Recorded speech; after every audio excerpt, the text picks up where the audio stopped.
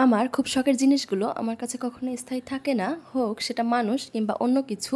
আমি যে জিনিসটাই খুব শখ করে কিনি বা নেই সেটাই আমার কাছ থেকে দূরে চলে যায়, আমার কাছে কখনো স্থায়ীভাবে থাকে না। এই যে অ্যাকোয়ারিয়ামটা দেখছেন, এটা আমি খুব শখ করে কিনেছিলাম, কিন্তু এটার এখন খুবই বেহাল অবস্থা হয়ে পড়ে আছে।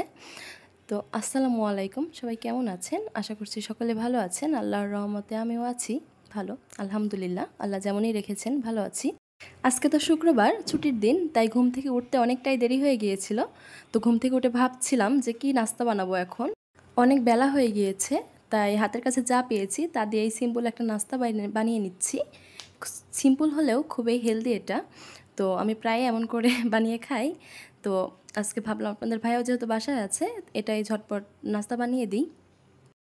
যে কোনো ফল দিয়ে এটা বানানো যায়। তো আমার কাছে যেহেতু আপেল আর ড্রাগনই ছিল, তাই আমি এই দুটোই ব্যবহার করছি।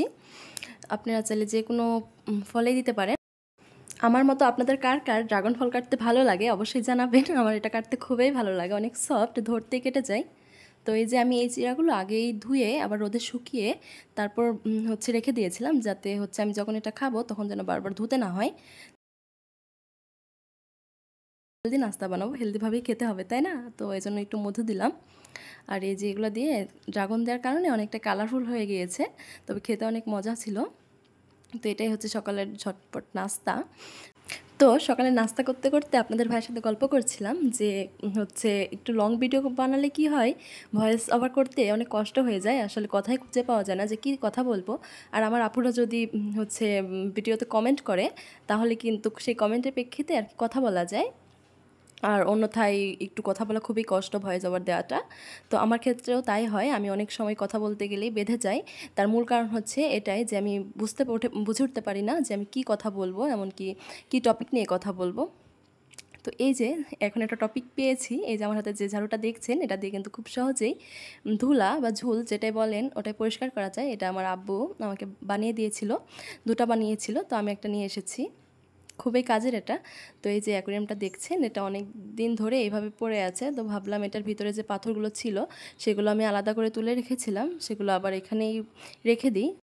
এই অ্যাকোয়ারিয়ামটার সাথে আমার মেয়ের হাজারো স্মৃতি জড়িয়ে আছে, কারণ এটাতে যখন মাছ ছিল সে সারাদিনই অকারণে গ্লাসের উপর দিয়ে মাছগুলোকে ধরার চেষ্টা করতো এবং খুবই মজা পেত মাছগুলো দেখে। তো যে কারণে এখন আমি আর এটাতে মাছ তুলি নাই, হয়তো আর কখনো তুলবই না। কারণ যখন আমি দেখব মাছগুলো আছে, খেলা করছে, অথচ গ্লাসের এই পারে আমার মেয়েটা নেই, তখন আসলে এখন এমনিতে কষ্টে থাকি, তখন হয়তো নিজেকে আর কন্ট্রোল করতে পারবো না, অনেক বেশি কষ্ট পাবো, যে কারণে আমি আর তুলছি না, ভয় পাচ্ছি তুলতে, হয়তো তুলবই না কখনো। তো এই যে এই মাছগুলো আগের, এই ভিডিওটা দেখছেন, এটা আগে যখন মাছ ছিল তখনকার। তো ভিডিও তো দেখছেন, কিন্তু ক্যামেরার এই পাশে আমার মেয়ে ছিল এবং সে খুবই মজা পাচ্ছিল এগুলোকে দেখে, অনেক চিল্লাচ্ছিল আনন্দের আর কি। তো এজন্য বললাম যে আমার খুব শখের জিনিসগুলো আমার কাছে বেশি দিন স্থায়ী থাকে না, হোক সেটা মানুষ কিংবা অন্য কিছু। আমার মেয়েটাও আমার খুব শখের ছিল, খুব শখ করে আল্লাহর কাছ থেকে অনেকবার চেয়ে চেয়ে নিয়েছিলাম। আমি যখন প্রথম জেনেছিলাম আমার মেয়ে হবে, আমি এত জোরে আলহামদুলিল্লাহ বলে উঠেছিলাম, তখন ডাক্তার অবাক হয়ে গিয়েছিল এবং আমাকে বলেছিল যে মানুষ ছেলে চায় আর তুমি মেয়ে চাচ্ছ, মেয়ে হবে তাতেই এত খুশি।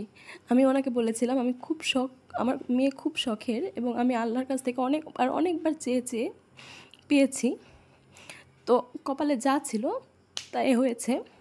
আল্লাহ আমাকে মেয়ে দিয়েও আবার নিয়ে গিয়েছেন, কিন্তু আল্লাহ আমার কপালে যা রেখেছেন তাতে আলহামদুলিল্লাহ আমি অসন্তুষ্ট নই। ইনশাল্লাহ আমার মেয়ের সাথে জান্নাতে দেখা হবে। তো আপুরা আমার জন্য দোয়া করবেন, আল্লাহ যেন আমাকে ধৈর্য দেয়। আমি নিজেকে একটু ভালো রাখার জন্যই এই চ্যানেলটা ক্রিয়েট করেছি এবং এখানে ভিডিও আপলোড করে যাচ্ছি একটু সময় কাটানোর জন্য, যেহেতু সারাদিন বাসায় একা থাকি, সময় পার হতে চায় না, বাড়িতে থাকলে আসলে এমনই। তো এজন্য আমি চ্যানেলটা খুলেছি, যদি আমি এর মধ্যে একটু ভালো থাকতে পারি আর কি। আপনারাও আমার জন্য দোয়া করবেন এবং আমার সাথেই থাকবেন। এই যে দুপুরে রান্নাবান্না করছি, যেহেতু আজকে শুক্রবার, আপনাদের ভাইয়া বাসাতে আছেন, তাই গরুর মাংস রান্না করছি। আর গরুর মাংস রান্না করলে আপনারা জানেন আমি প্রেশার কুকারে বসাই, তাহলে মাংসটা অনেক সফট হয়। আমি এই যে প্রেশার কুকারে বসিয়ে দিয়েছিলাম, আবার একটু পানিটা কমিয়ে নেওয়ার জন্য, ঝোলটা কমানোর জন্য আবার কড়াইতে ঢেলে দিলাম, একটু পানি কমে আসলে আবার ঢাকা দিয়ে রেখে দিব। আর এই যে ডিম ভুনা করব, হাতে মাখা ডিম ভুনা খেতে কিন্তু ভালোই লাগে মাছের। ডিমওয়ালা মাছটা খেতে ভালো না লাগলেও মাছের ডিমটা খেতে কিন্তু ভালোই লাগে। তো আমি হাতে মেখেই বসিয়ে দিব, এটা রান্না করে নিব।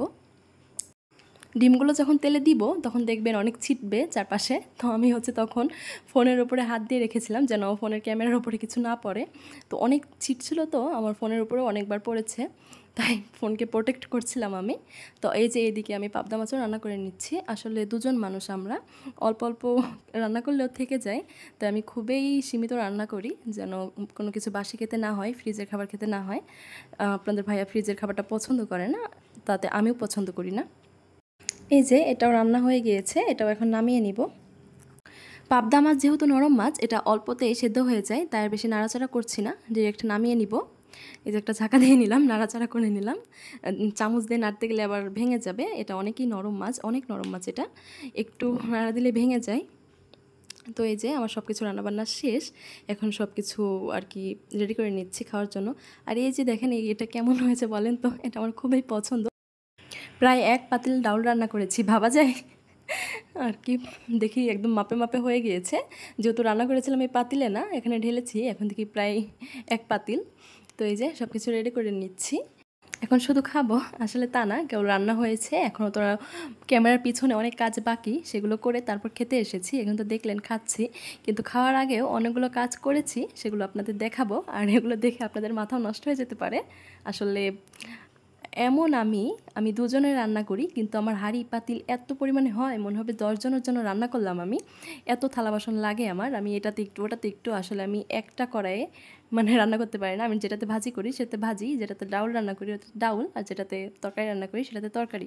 এমন করে আমি 3-4টা কড়াই ব্যবহার করি, যে কারণে আমার এতগুলো কড়াই পাতিল হয়ে যায়। আর সব তো ঠিক আছে, কিন্তু ওই যে প্রেশার কুকারটা মাজতে যে এত বিরক্ত লাগে।